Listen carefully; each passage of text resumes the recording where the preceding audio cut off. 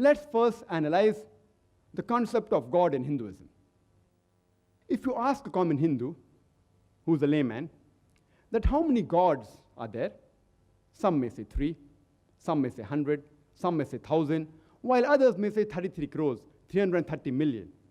But if you ask a learned person who's well-versed with the Hindu scriptures, he will tell you that the Hindus should actually worship only one God, and they should believe only in one God.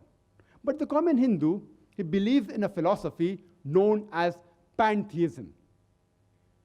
What the common Hindu says, that everything is God. The tree is God, the sun is God, the moon is God, the monkey is God, the human being is God, the snake is God. What we Muslims say, that everything is God's, G-O-D with apostrophe S. Everything belongs to God.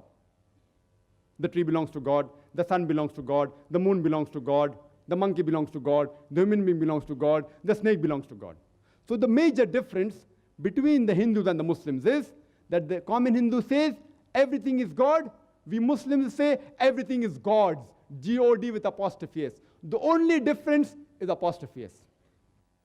If we can solve this difference of apostrophe S, the Hindus and the Muslims will be united. How do we do it? Quran says, "Ta'alaw ila kalmatin sawa'in baynana baynakum," that come to common terms as between us and you. Which is the first term? Allah na'budu illallah, that we worship none but Allah.